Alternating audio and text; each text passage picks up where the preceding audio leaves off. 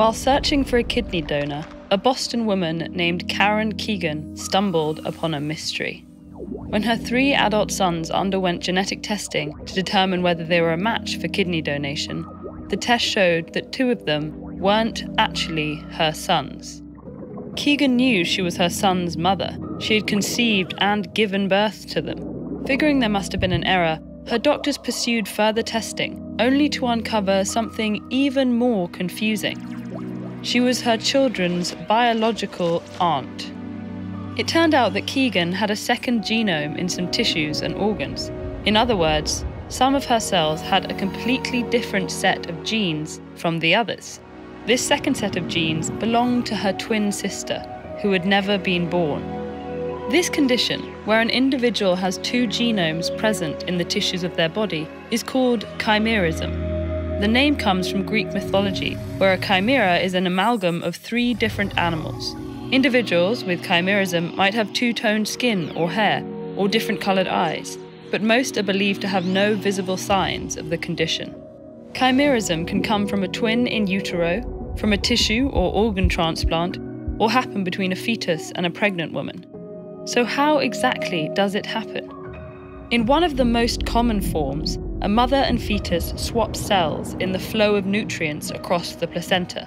The mother can inherit fetal stem cells, undifferentiated cells that are able to develop into any specialized cell. The fetal cells initially go undetected because the mother's immune system is suppressed during pregnancy. But in some cases, cells with the fetus's DNA persist in the mother's body for years or even decades without being destroyed by her immune system. In one case, a mother's liver was failing but suddenly started to regenerate itself.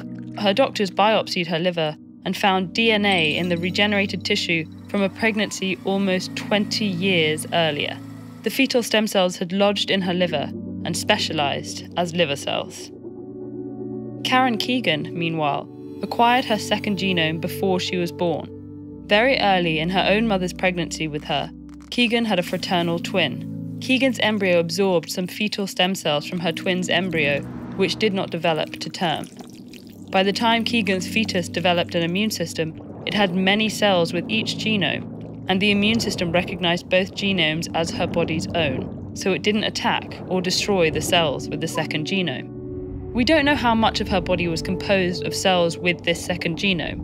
That can vary from one organ to another, and even between tissues within an organ. Some might have no cells at all with the second genome, while others might have many. At least some of the egg-producing tissue in her ovaries must have carried the second genome. Each time she conceived, there would be no way to predict which genome would be involved, which is how 2 of her children ended up with the genes of a woman who had never been born. This can also happen to fathers. In 2014, when ancestry testing determined that a father was actually his baby's biological uncle, researchers discovered that 10% of the father's sperm carried a second genome from an embryonic twin. Cases like this challenge our perception of genetics.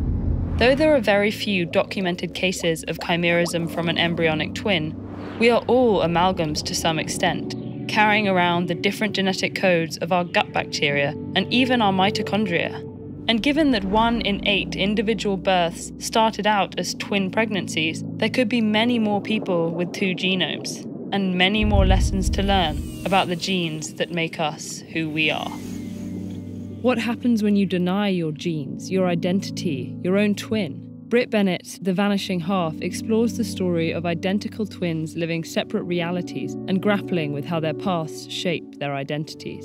Download a free audiobook version of this acclaimed bestseller on audible.com/TED-Ed.